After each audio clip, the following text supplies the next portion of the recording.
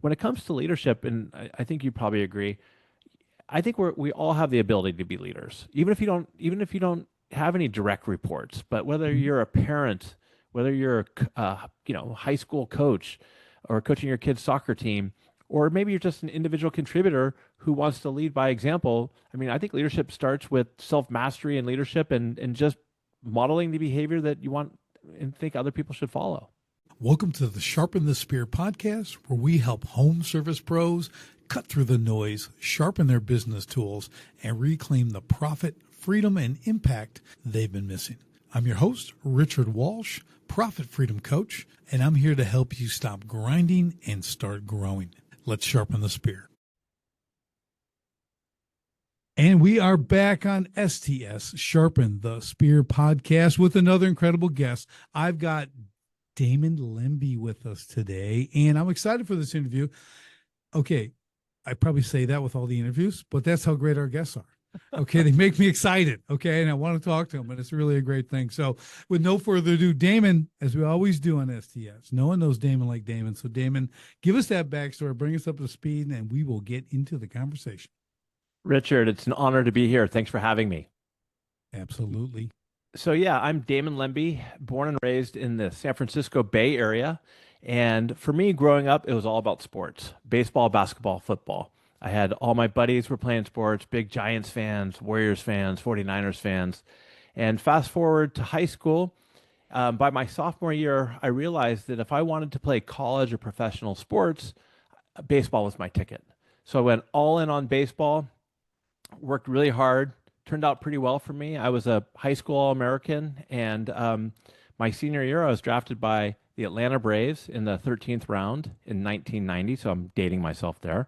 And it was my first really big decision. Do I go the professional route, or do I go? I had a full ride to Pepperdine University. My parents were awesome. They said, "Hey, this is your life. We'll support you any route you want to go." I sat down with the Braves scout. They offered me a great contract. I would have played with Chipper Jones. I would have been the I think a third baseman. He was going to be a shortstop, and but I ended up going the route of college. And the reason why I went to Pepperdine partially was I was a little intimidated going into minor leagues at 17, but mainly it was the moonshot dream of our coach Andy Lopez, Hall of Fame coach, and it was Pepperdine's a 2,500 person university, and it was to win the College World Series within 2 years. And he said we were going to do it by building a great team around defense and having a solid middle of the lineup hitters, and we believe that you can do that. So he got me all pumped up, Richard. I went to Pepperdine and dealt with a little bit of, or a lot of imposter syndrome. Wasn't sure I belonged or not. Happy to go into that more. It's helped me a lot throughout my career. Got hurt, kind of bounced around. There was no, transfer portal like there is today. So I went to junior college, played for another Hall of Fame coach, legend John Nochi. And then I got an opportunity to go to Arizona State. And before I go any further, Pepperdine won the College World Series the year I left. So it shows you that with great leadership and a great team, you can do things like that. And so I'm still in touch with Andy Lopez today. So they won the College World Series without me. I got this opportunity to go to Arizona State, and a lot of my friends and other people were just like, "Hey, you know what? Don't go to Arizona State. They're probably going to have 17 guys trying out for first base. Why don't you go to a small school, someplace you can play, get your degree, and move on?" And to me, I was like, "Look, this is my last chance at baseball. I dedicated my whole life to it. That's all I ever identified was as a baseball player." So I got rid of the imposter syndrome. I showed up at Arizona State. I outworked everybody. I was the first guy on the field, the last one to leave. It worked out really, really well for me. I think I was number two in the Pac-10 in hitting behind my best friend at the time, Jacob Cruz, still my best friend, Cruz, if you listen to this, who, my glory days during the Arizona State time, I hit a home run in the College World Series. I say glory days, that my wife loves to tease me with that. And it was also, so that was Nebraska, Omaha, Nebraska in 1994, before pre-internet, and it was during the Major League Draft. And so I was in the room with Jacob. We were all waiting for our phone calls. Jacob's call came first thing in the morning, first round pick from the San Francisco Giants. 10 other guys on my team got drafted. My call never came. For one reason or the other, It never came. I could have gone an independent route, but I was super depressed. And here I am, 22 years old, just hitting a home run in the College World Series, and my baseball career came to an end. And so I had to figure out, what do I do here? I wasn't sure if any of my skills were transferable into the business world. And I can continue going on, or if you want to ask me any questions about that, let me know. Well, I like the story, Damon, because well, I have a little bit of connection here because my daughter, who's 19, is been seen and friends seen, boyfriend, whole thing for 5 years now. She's 19. He's 19. He's a baseball guy. Mm-hmm. Really, really good. Now he's in college, right? And his goal is to get same thing as yours, right? Well, aren't they all? Get me to the major leagues. So, not all, but he's like really set on that. So I'm listening intently, right? Because I'm like, I got my own thoughts, right? With stuff like, okay, what's this really going to look like? Okay, like when you're going to go to minors, you're going to like, what's it going to look like for my daughter? We're talking about my daughter. I don't, I do care about him a lot. But so it's very interesting. But the persistence aspect, I think the decision making process as a 17, 18-year-old, 19-year-old, I think I've gotten a bit away from that age myself. Right, like I got some time in between there. You think You still look good. Yeah, thank you. You think so much at that age. I mean, I went to Marine Corps at 17. I tried to go in at 13.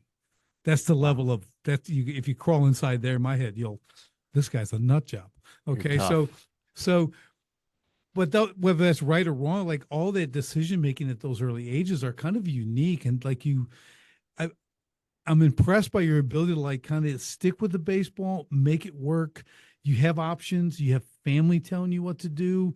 There's a lot of input coming in, and that's actually difficult for a kid that age. Did you find that to be a bit of a struggle? Really kind of No, no? no, absolutely I did. Okay. But um, my parents weren't really telling me what to do. They were super supportive at All right. 17. And like I said, I remember the Bill Serena, the scout, sitting in the living room, and we were over in the bedroom. And they're like, "What do you want to do?" And I just kind of went blank, and they kind of laughed. And so Yeah. at the first thing was we told him, "Hey, I wasn't quite sure yet," and he was a little surprised because it was a pretty good offer for 1990. And but we talked about it. They were super cool about it, and I just went the college route, like I said, because I was a little intimidated to go to the minor leagues, go play in Pulaski, West Virginia at 17. And Andy Lopez was very persistent. Not only him, but the other players on the team calling me saying, "Hey, we're gonna have a great team. We want you to be a part of it." And that's the reason why I did that. Now, a couple of years later, when I went through the whole junior college experience and then went to Arizona State, which, by the way, there's nothing wrong with junior college for anybody out there, especially with how expensive school is. Get a couple of years under your belt, mature a little bit. And by the time I got to Arizona State, people were kind of telling me what to do. Don't go to Arizona State. Go to St. Mary's or a small school. And at that point, I was more mature, and I'm like, no, this is. I got one more shot at this, and I'm gonna pick myself back up and make it happen. And that's one of the proudest things I ever did was not only make the team, but play every inning of every game and be one of the you know top 10 hitters in the league. Yeah, you know what's really I love it because I was an Arizona guy too, All not right. Arizona State. But I lived there, Yeah. right? I was a boxer. I was a state champion, Golden Gloves champion, ABF champion, all that stuff out there. Awesome. Um, In Phoenix? yeah, Scottsdale. So Okay, Scottsdale great clubs are area. there. My father was in the golf business and ran Fountain Hills Golf Course and Rio Verde and all that stuff, if you know what those are.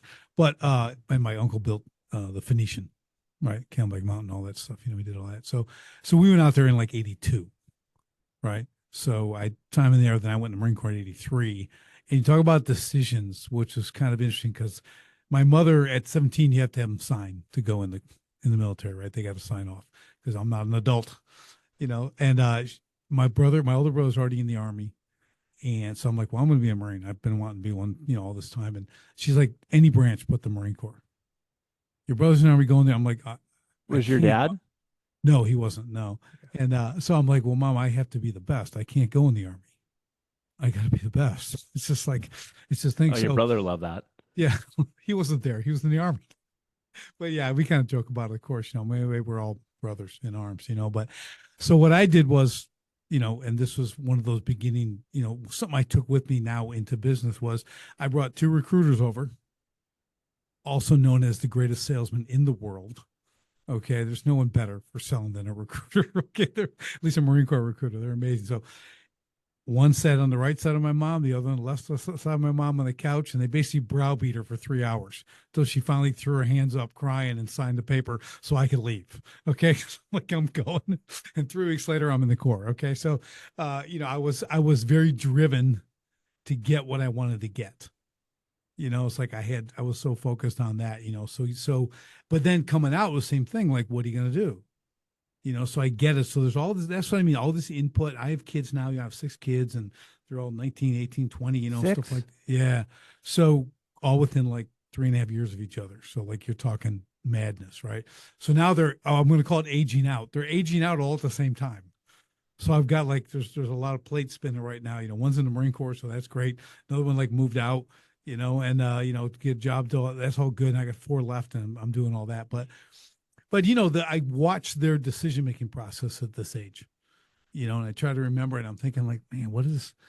I have one who's my biggest handful. I'll call him that. Okay, he's awesome, but like, he'll listen, but he'll never do.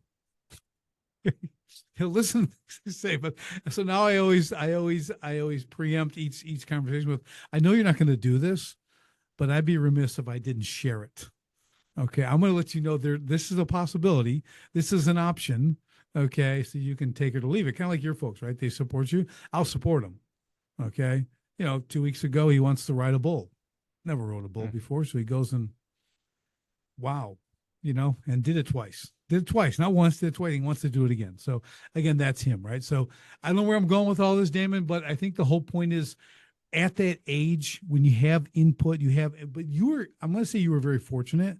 You have these, whether they were legendary at the time or they become that now, these coaches who understood your level of capability, right? And your potential and wanted you to be part of the team. That's a major draw. We all want to belong. Belonging is a huge human core need, right? So when someone say, man, come be part of this team, we're going to the Collegiate World Series, you're going to be part of the reason we get there. Like, that's hard to say no to. You know what I mean? Don't you think? It is hard to say no to, but I want to clarify something when it comes to decision making at 17. I did a good job on that, but I've got 2 kids, different, 3 and 7. So I'm in a different, and I'm, Yes. older dad, but 3 and 7. And one of the things that worries me the most is some of the dumb decisions I made growing up. It's amazing that Mm. my friends and I are still alive with some of the stupid stuff we did, and so Yes. I just pray that they avoid some of that. So it wasn't, you get smarter over time. You get through some of those challenging times. So yeah, I definitely wasn't a brilliant decision maker early on, but you learn and you grow. Yeah. No, I'm with you 100%. I have a saying now for my kids. I go, listen, be who I am, not who I was. Okay, Love that's what that. I tell them. Yeah, Like, it's yeah, true. that's why I didn't have kids when I was in my 20s. I waited till I was 39. Yeah. So I'm like, because if I didn't, I would have ruined 6 lives. Okay, Hmm. they would be burdens on society. I don't know. I'm thinking like I was just kind of an idiot. I was doing some cool stuff, but yeah, I was 10x probably what you were is in the way of bad decisions. But Oh, it kind of I say I'm a late bloomer.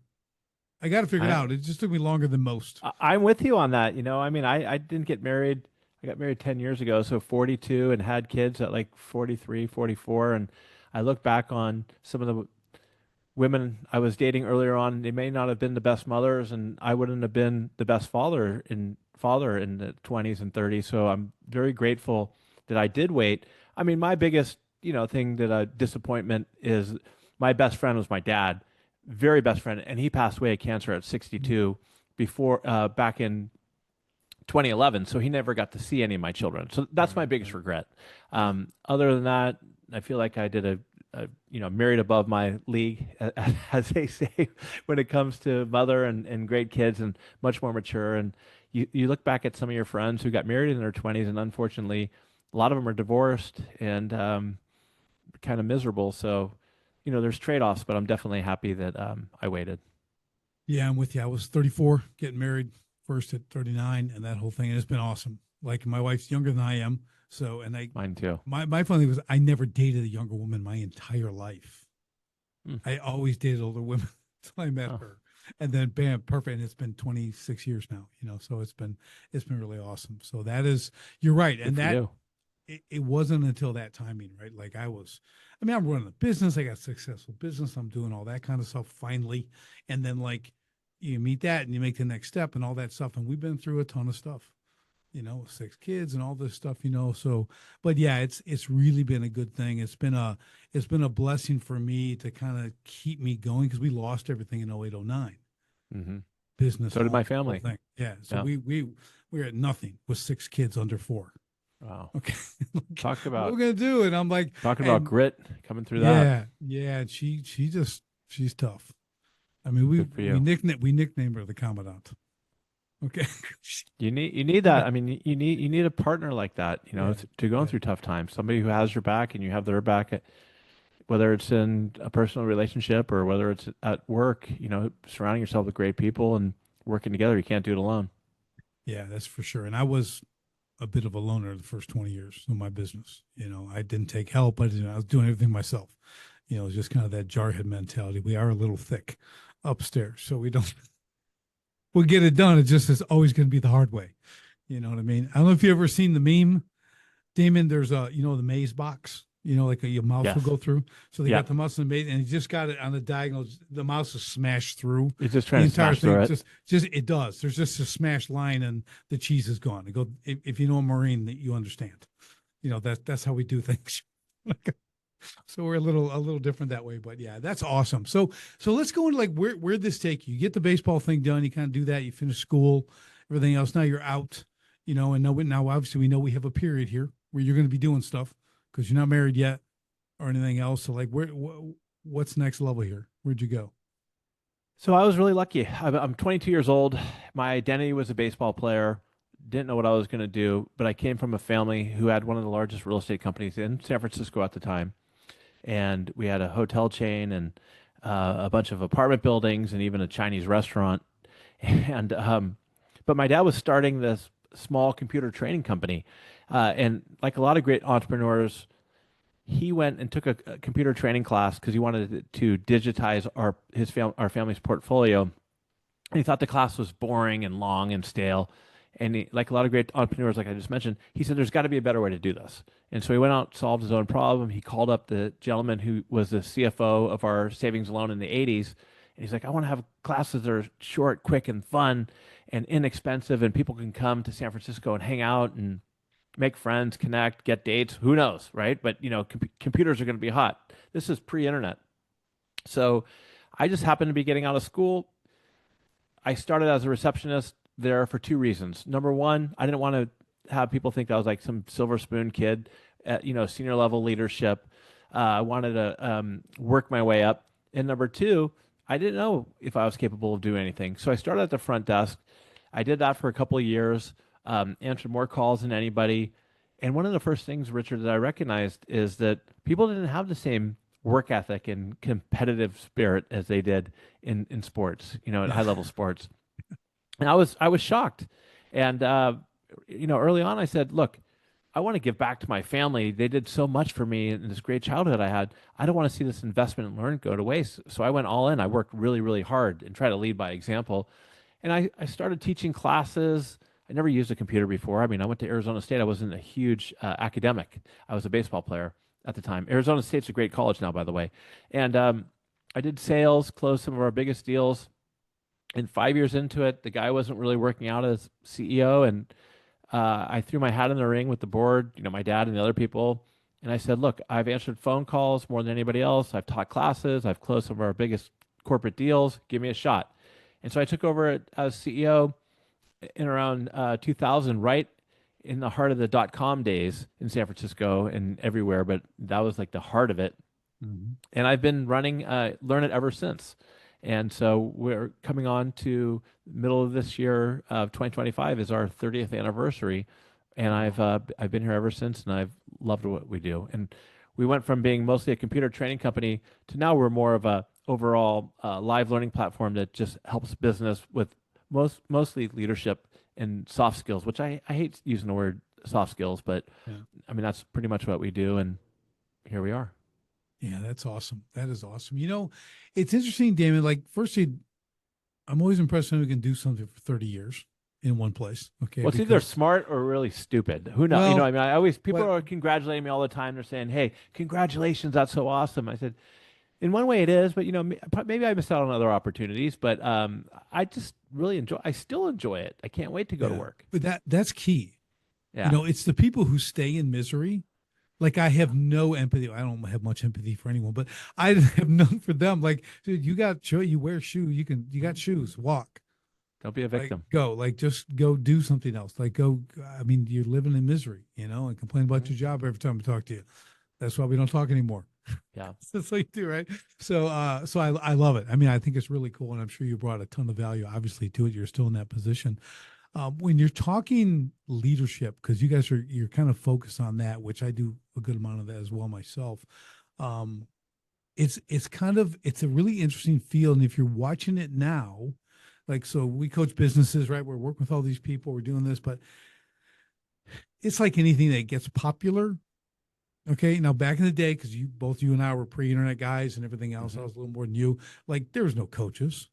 You could get some high level C-suite coach you're going to pay $1 gazillion for, right? But you're not like searching somewhere and like, let's see, who should I hire to be my coach, right? There wasn't a thing, right? There was like that wasn't like really a thing.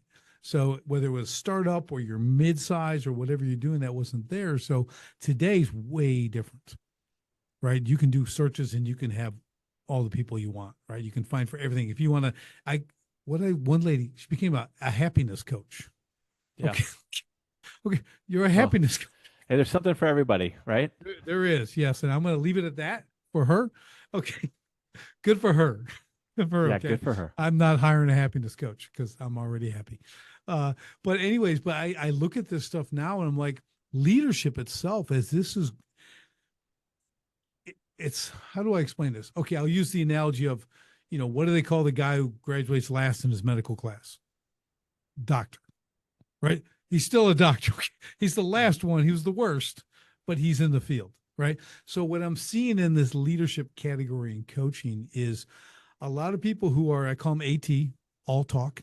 Mhm. Okay, they're talking a lot and they're saying all this stuff, but things aren't really translating to the floor, if you will, right? Like, how things are happening, what are they really doing? So I'm watching kind of a shift now, like it always happens, right? You get the really good guys in this leadership category, people who build academies, things like that. They start to elevate, right? Other guys are, and they're going to start to struggle, and there's going to be uh, kind of uh, just a clearinghouse. You know what I mean? Like, a lot of people are going to fall to the side.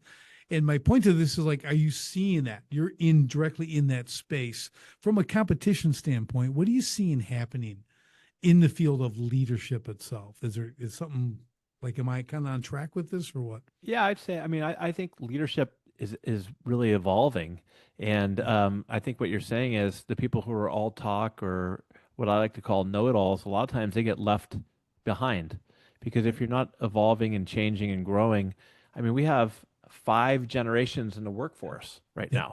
now, and somebody mentioned the other day they said 6 if you want to include AI as part of your team. Yeah. So things are changing and growing, Yeah.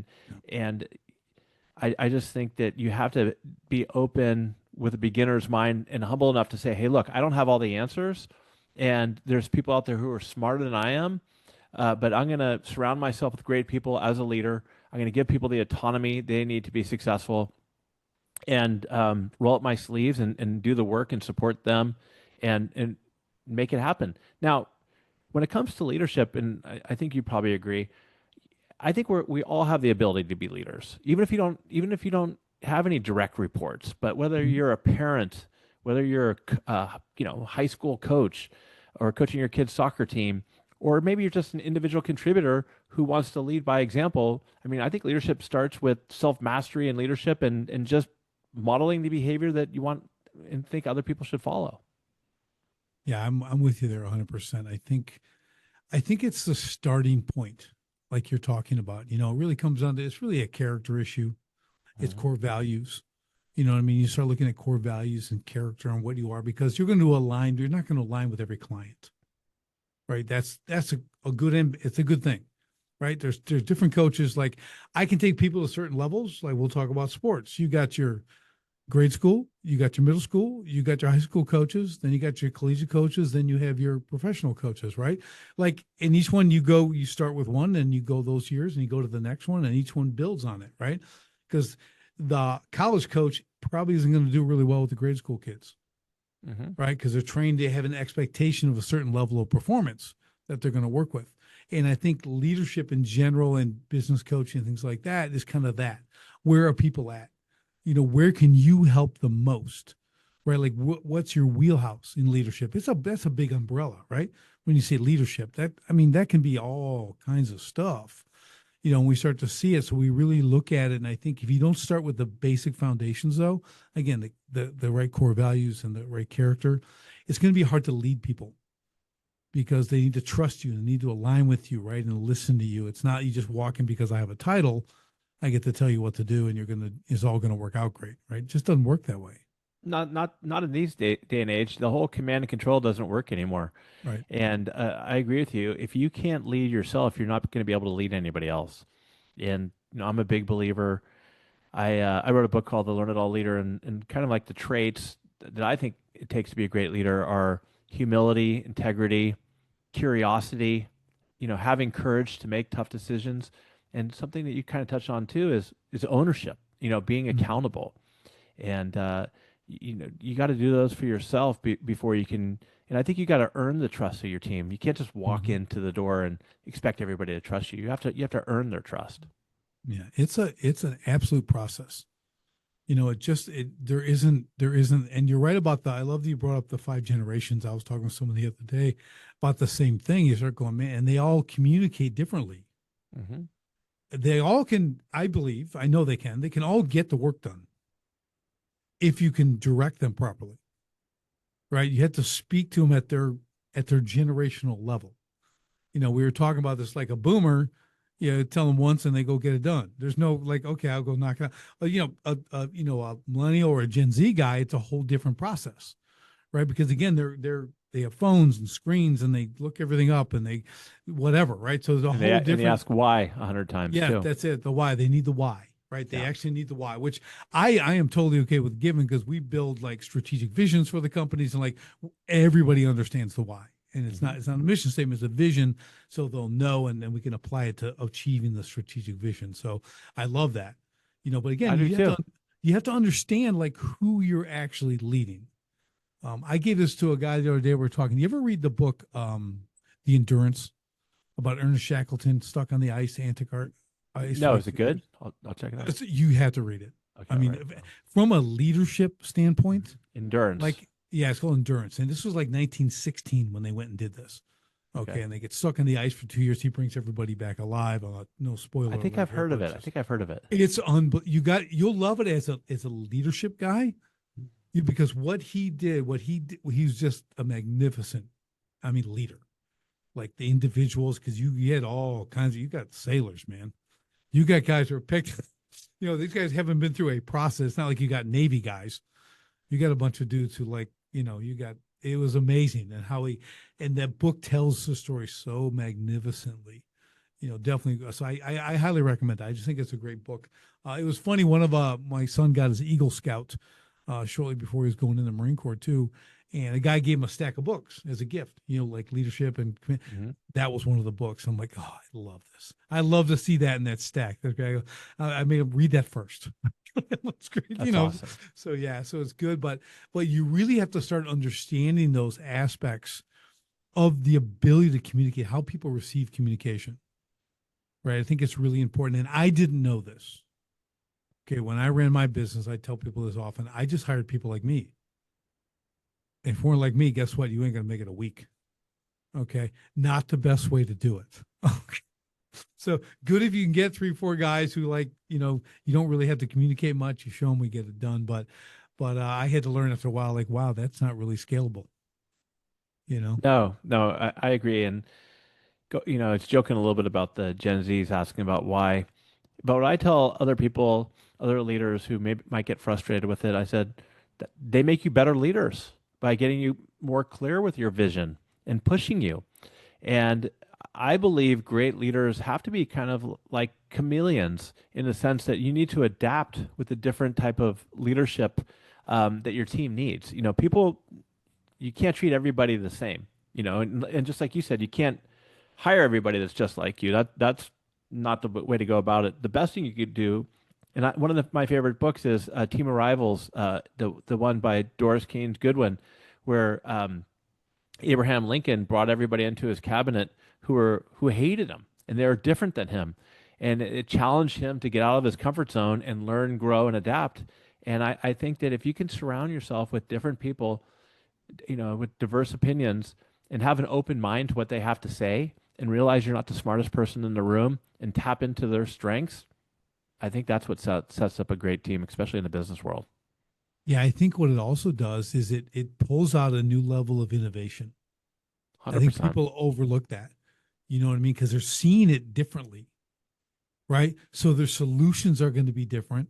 That a solution is basically innovation, right? You're fixing a problem or whatever, you're coming up with that solution, just like your dad. Excuse me. We could do this better. These are Hmm. dry, boring classes. We'll do it better. And he built, and you're still there. You know Hmm. what I mean? He That's built what this thing, that's what right? innovation is. I agree with you. I think innovation is problem solving. Exactly. I mean, in the rawest form, that's what it is. And I think as leaders, I'm a big believer in leaders make other leaders. That's like one of your primary jobs as a leader. If you can't create other leaders, okay, I don't know. I'm gonna have to like, okay, you've got some pretty low, limitations, like a low ceiling there, because that's again, if we look at business too, that's part of delegation, right? That's part of scale, growth and scale, right? You can't do that if you're not creating other leaders, because you can only go so far with one or two or three people, right? And if everyone's in the leadership role, how are you going to create these guys? These guys are working. Can you translate that into, and that starts little, right? Just like you were saying earlier, you start to teach them how to be. I mean, the old saying, leaders aren't born. I mean, they really are developed and they're made. And that's what it is. Now, there's different people with different personalities and all that kind of stuff, right? Some will have more of a bent to it or whatever because of experience and exposure and stuff like that. But truly, again, it doesn't mean everyone's the greatest leader in the world, right? But they can lead a team of three, they can lead a team of five. That's impressive. Yeah, it's funny you said that. My little slogan in my book is great leaders aren't born or made, they're always in the making. And I think that's true. And I think that's important for those out there who are listening who say, I don't have a degree from Harvard and I wasn't born overly charismatic. That's okay. I mean, there's nothing wrong with having a degree from Harvard. That's fantastic.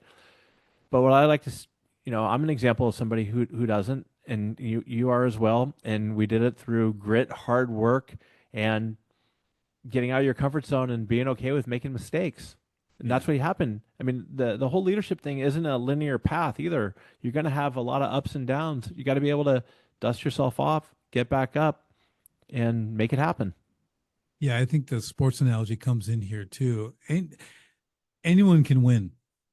Can you lose and come back and play the next day? That's the goal, right? It's like I tell people, like I'll tell people, like, literally, I'll use the literal sense, like, who here has been punched in the face? Like, literally punched in the face, and not many hands go up. Okay. So, well, business kind of like that. Like, you got to take Yeah. some shots. I tell a lot of people in the startup phase, they want me to help them. I go, I can give you some little high level help, but you don't have enough scars to appreciate what I'm going to bring to you. Okay. So it's like you need to be in the game. You got to get beat up. You're gonna get knocked down. You're gonna lose some money. You're gonna make some dumb mistakes. Okay, poor decisions. You need to do that. That is part of the process. That's part of the initiation. If you, then you can come talking, because yes, there's coaches at that level, but I'm saying, like, guys like you and I, perhaps, like, no, you got to. We're that collegiate professional level. Okay, we're not grade school. You're kind of in the Yeah, I wouldn't grade even say school. collegiate. Collegiate's more academic. I think guys like you and I are more Yeah. um, I don't want to say college of hard knocks. You were in the Marines. I wasn't.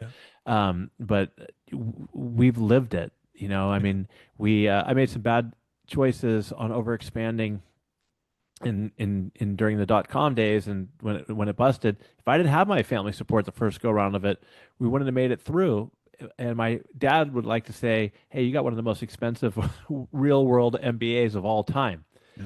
But Yeah. he knew I got up every day and never gave up and made it happen. And I was able to, through different routes, pay him back for that MBA. But something Yeah. I was, the real world MBA. So it was Mhm. just learning through uh, terrible choices and how not to make them again. And I just think it's important to learn how to make different mistakes. Learn from those mistakes and make new ones. Yeah. I'm going to tell you, I'll be straight up. So the Marine Corps thing, like that was good. It was hard. I really enjoyed it. Like stuff, business way harder. Interesting. Because Marine Corps, like, listen, you're told what to do. There's a distinct chain of command. Yeah. I'm a lance corporal. I know I got to talk to the corporal first. There's no Mhm. jumping past the.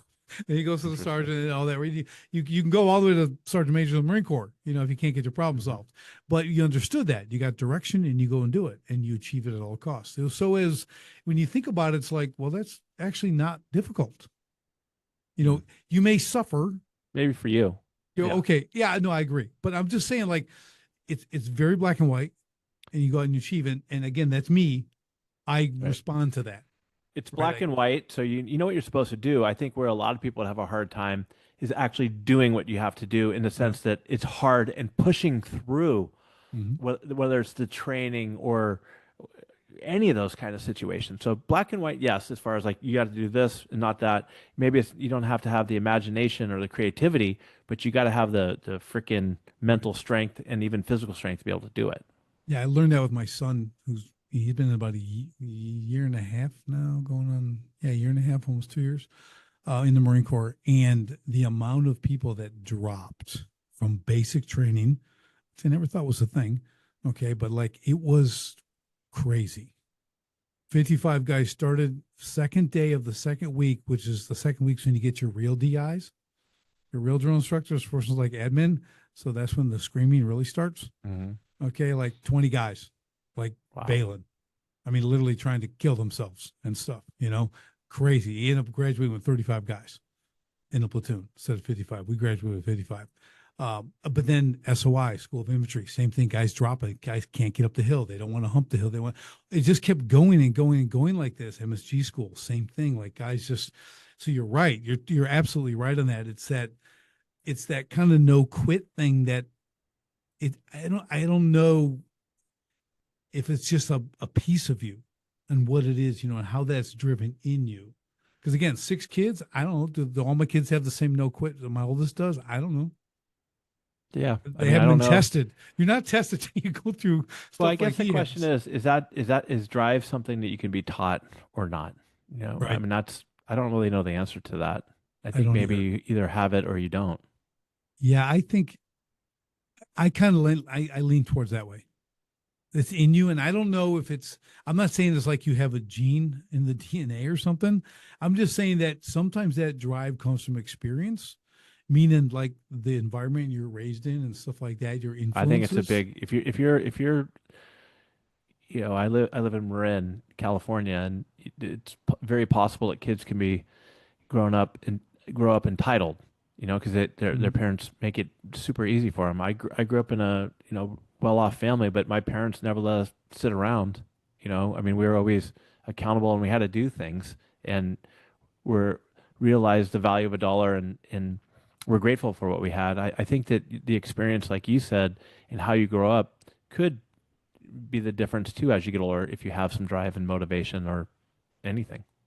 Yeah, I give a lot of thought to that kind of stuff because I know what we can build in leaders, like we talked about. I know we can develop and stuff, but there are these certain elements that yes, we can create leaders, and there's leaders at all levels, right? And some are capped out. Some have a lower ceiling than others.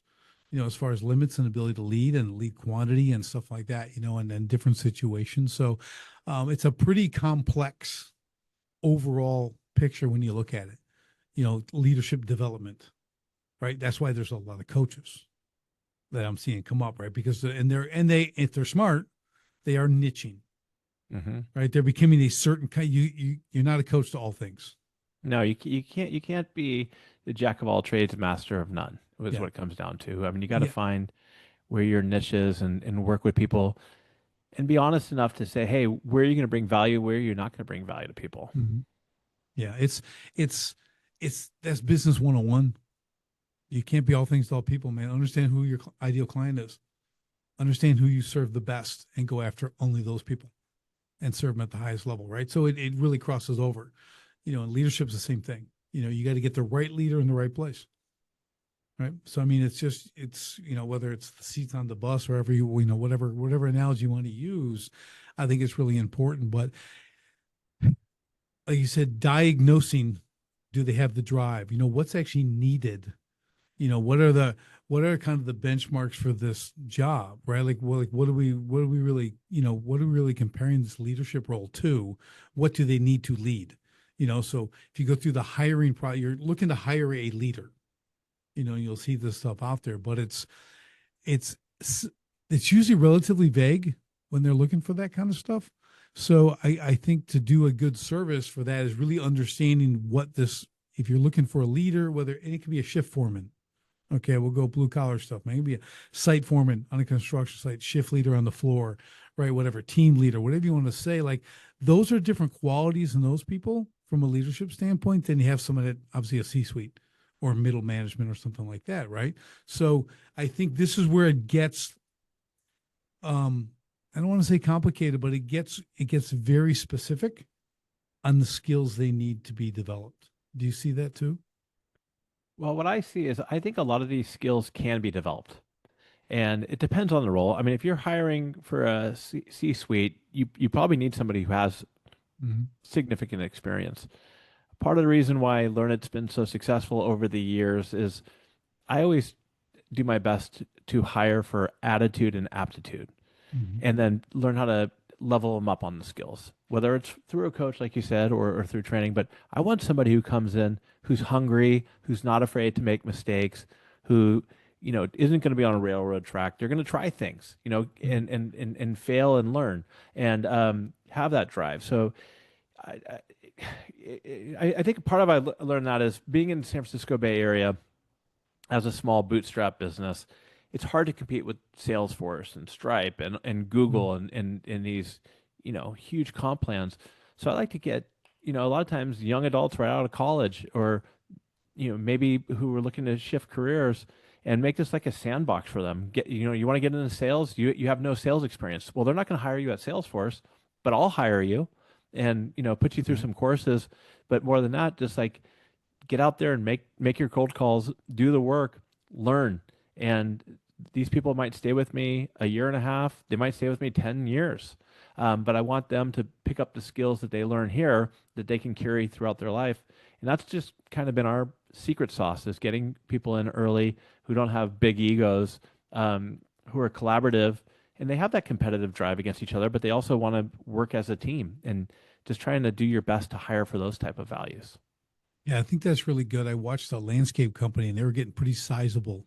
And I noticed one of their techniques was they were getting these young guys out of college who were agronomists, right? They had all the new information, right? They'd bring them on, put them in a foreman position, bring them on the staff. Basically, they'd stay a year, 2 years, right? They learn all the new stuff, kind of upgrade everything. They'd move on to higher level positions with other companies. That became part of their hiring model, which I thought was pretty genius because they're getting all this great. These kids just paid for all that information, right? Going through college, and they're like hiring them for not a ton of money, bringing them in and like using it, and like it's really helping them skill up all their teams, right? And these kids are going to move on, and they let them know that in the beginning. You're here, like just you said, you're here to get the experience. This is kind of entry level. Yeah, you're coming out of college, but you really haven't worked, Hmm. and now you're going to put what you know to use. I'm going to put that here, and you're going to be able to take that with you to the next place. And so it's kind of a cool treadmill, if you will, as they bring them through. So I said, that's pretty sharp because some people are saying, oh, they get these kids and they don't pay them. I go, they're kids out of college. They don't have any work experience. What do you want them to do with them? I mean, what do you think they're capable of? They gotta get that experience somewhere. And and you hear a lot of the young kids. I mentor some younger adults, and it's like the chicken or the egg. Y- Companies want experience, but they don't have any experience. So how do you get in? So a lot of great individuals just want to get their foot in the door somewhere Mhm. and get that experience. Yeah. Yeah, it's critical. I remember I was asking my kids, I learned this a long time ago. I said, listen, you're 17. You got offered two jobs. Okay. You can be a data entry person and make 60,000 a year. Okay, right now. Or you can intern with the COO of this company, like for 6 months, and you're gonna make like 10 grand. Which one are you gonna take? You know? Well, it also depends at the end of the day if they have the family support or if they can live on the 10 Right. grand. But if they Right. can, that's a better route to go. Yeah, no, Going to a place where you can learn, early on, I think is huge. yeah, that my point is like you're looking for the network. Okay, at 100%. that age, That's a like you want huge to get point. you want Yeah. to get in and see how guys operate this stuff, right? hmm I mean, you're gonna be there, you don't know anything anyway, so you're not gonna make a ton of money. If you're 17 and have that opportunity, you know where you're gonna be at 19 and 20. Yeah. Like that 60 grand will be nothing. Okay, Yeah. in the shorter long term, right? I So uh I have a good story on that. I know a gentleman who's actually uh, a circuit court judge who was interviewing some paralegals right out of school from some of the top schools. And one young man was trying to negotiate pay and also hybrid work. And this guy turned to me and he said, "Did this kid even get it? If you get to work for somebody like me, and not going to have a big ego, but the connections and the experience, what they'll make 3 years from now right. is 10x what the work from home that they want to do for this role, and the extra 8% salary. It was very short-sighted. Yeah. See, that's what we were talking about earlier about young and not making the best decisions, Yeah, right? You kind of you're somebody looking needs to to help like, them on that. yeah, like you're trying to satisfy your Yeah, needs now. yeah. Mike, one thing I give Mike, one of many things I give my oldest a lot of credit for is he is the most delayed gratification guy I've ever met. I mean, we did a podcast interview together, Damon. Someone interviewed us, and they were talking to him mostly, right, and how he grew up, and he's like, they were asking him like one time, well, why the Marine Corps and stuff like that. And he's like, well, I want to be able to protect my family with both my hands and a weapon. That's And I'm like, awesome. he's not even had a girlfriend. Okay, he's That's talking about awesome. his family, That's awesome. and everything he was talking about throughout all the questions were about the future. And Yeah. I finally like looked over at him. I said, you know what? I'm going to tell you something. You and me at 20 years old, nothing like each other. Well, you Okay, must and be a good dad I'm and a like, good. dude, I was all about doing the thing right now. We're doing the thing. He's doing the thing for something, right? For the future. Like that's a completely different way of thinking. Yeah, and I'm glad I'd You like got to to be think I had a proud. little influence on that, which I am, but I love it. I'm like, you Yeah. imagine, like, think about when, I mean, you might have had a little bit, but we all again, I wasn't thinking that far ahead. That's Uh-uh. a hard thing to do at that age because you don't have a sense of time. 4 years at 18 is an eternity. Okay, Totally. that's like never. There's no way. That's like a life sentence in prison. Okay, doing some 4 years. I just remember that, and now I look at like that's like yesterday. I know. 4 years is like yesterday. You know what I mean? So it's crazy, but yeah, it's cool to see when you've got that kind of thought process and all of this, and you're kind of looking at how this stuff goes down. Really fascinating.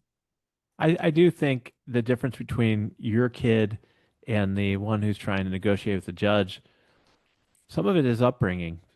Some of Yeah. it is it's the parents' involvement, and you got to just help your kids.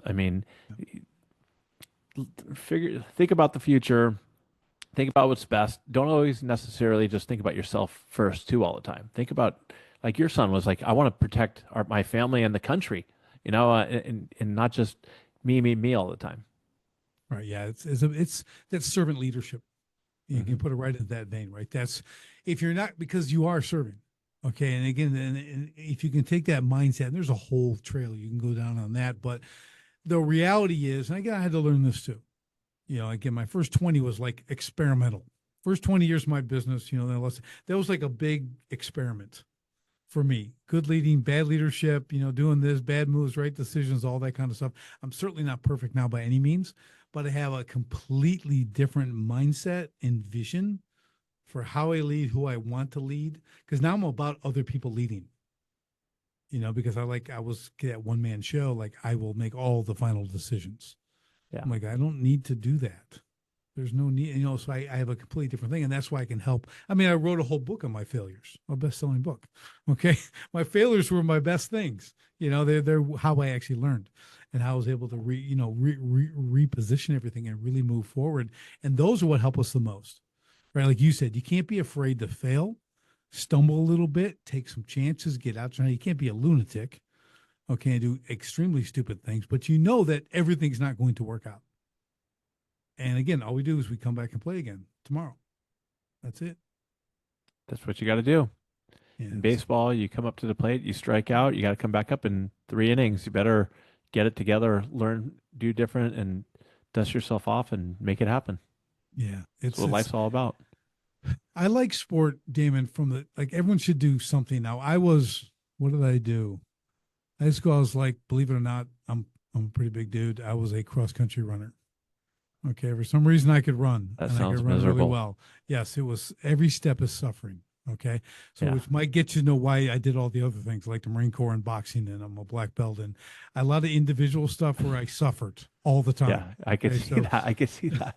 So we were like, I Or, did a or made podcast. other people suffer too, I'm Yes, sure. I'm happy to do that because Yeah. suffering creates bond. Okay, so I'm really just bonding. I'm not Yeah, making you suffer uh-huh. just because I'm a sadist. Okay, we're connecting. We're getting tight. Okay, so I had done a podcast as a guest once, and the whole theme didn't know this. We just gotta end up being about suffering. I think we spent 45 minutes talking about suffering. I'm like, the benefits, all this stuff. She was like, that's fascinating. I'm going, well, and I look at it, and running was that. Running is just every step is suffering, and I don't run anymore. I hit the bag. I mean, boxing is suffering. It's 2 men enter, 1 man leaves. It's pain, push harder, run, do all the stuff, right? So, but I love it. And I think that quickly on that topic, like people need to be put in those situations. They need to experience that suffering, because again, it does create bonds, especially if you're doing it with others. It's huge, right? But you have to test yourself. That's when I spoke about like the endurance and these other books. I always encourage people, Damon, like you got to read books about people who've done really hard things. Like, because like you read that one and you're like, okay, and you're complaining about like the internet's down. Totally. Like, okay, like are you wiping your butt with ice chips for 2 years? I don't think Yeah. so. Okay. I think you'll be okay in the next 10 minutes. All right. So like, I just want people to read that stuff so they can put things in perspective, especially when you're leading. Like, you got to understand, like, leading doesn't mean you're carefree. It's like you if you're taking personal responsibility, that extreme ownership kind of mindset, right? You got to really understand, like, the burden's on you. Yes. It's not on them. You can't blame them. Okay. You have to take all that responsibility. You got to take ownership. Yeah, you are going to suffer. Okay. That's just part of the process. It is. It's part of the process. I mean, that's again, that goes back to your ability to learn and grow and really push through it. Yeah, absolutely. So let's do some final thoughts. Let's kind of put a bow on this whole great conversation here, Damon. This has been awesome, but give us your final thoughts on your stuff, and then we'll get into how people can contact you and everything else. I mean, my final thoughts are, we mentioned it before. I really believe great leaders aren't born or made, they're always in the making. And we all have that ability to advance ourselves if we're open, not afraid of failure, just like we've talked about this whole time. And please just take ownership. If there's one thing, Richard, that drives me nuts, are people with a victim mentality where the world's happening to them instead of for them. And it's not just fluff to say it's the absolute truth. You got to work within what you have inside your control, deal with the constraints you have, and just to make the best for it and take action. Yeah, well, I got nothing to say because I would have said exactly the same thing. It's amazing, and it's imperfect action. I'll add that. I love imperfect action. If you can Better live done than just by perfect, that, 100%. Oh, that's right. 100%. Man, that'll drive you forward. Well, this has been awesome. So how do people follow you? Talk to us a little bit about Learn It, all that kind of stuff and everything else. Give us the high points. So I have a podcast, the Learn It All podcast, which I really enjoy. I bring on great leaders. Richard's going to come on and learn from them. So check out the Learn It All podcast. Connect with me on LinkedIn, Damon Lembi on LinkedIn. And I've got a book, The Learn It All Leader. Check that out. It's on Amazon, wherever. And my website is learnit.com. Love it. Love it. That'll all be in the show notes. Damon, this has been an awesome conversation, as I knew it agree. would. See, was Yeah. I not wrong to be excited? No, Everybody? I mean, well, I mean, I We're love all how you, saying yes. I love how you kicked it off. You're like, yeah, no, I mean, I say this every time, but I really think it's fun, too, but I love Yeah. that. Yeah, it's real, but it's good. We had a great time. And Yeah. again, everybody, just thanks for tuning in, and we'll see you on the next STS podcast. Thanks for tuning in to Sharpen the Spear podcast. If today's episode helped you think sharper, act smarter, or see new profit potential, do me a favor. Share it with a fellow home service owner and leave a quick review. Ready to find the profit hiding in your business? Head to sharpenthespearcoaching.com and book your free profit discovery call today. And until next time, keep sharpening.